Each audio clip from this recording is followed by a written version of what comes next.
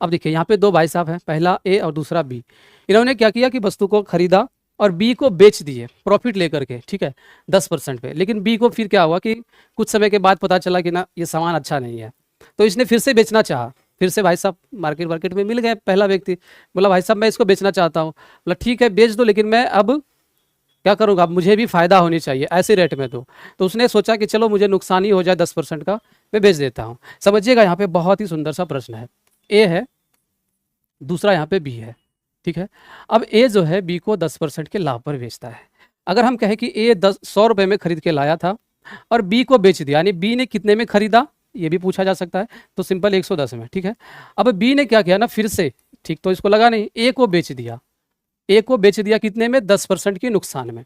तो selling price यहाँ पे क्या हो जाएगा, ए के लिए तो कॉस्ट प्राइस होगा, लेकिन बी जो बेच रहा है कितने में बेचेंगे, तो 110 का मल्टीप्लाई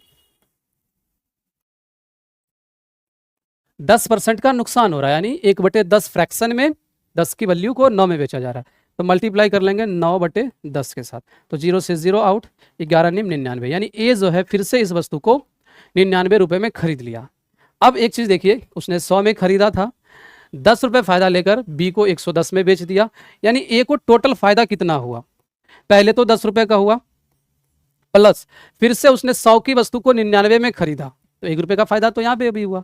आपने 100 रुपये की वस्तु को 99 में खरीद रहे हैं, तो 1 रुपये का फायदा तो हो रहा है ना, क्योंकि उसने लगाया तो 100 रुपये ही था, तो 1 रुपये यहाँ से भी फायदा हो गया, तो टोटल फायदा कितना हो गया, 11 का प्रॉफिट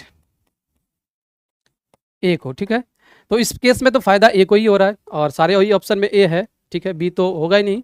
अब यहाँ पे प्रतिशत में पूछा गया है, तो खरीदा था 100 में, तो प्रॉफिट प्रतिशत क्या हो जाएगा, 11%। क्लियर है मेरे भाई, 11%, B will be the correct answer. चलिए हम लोग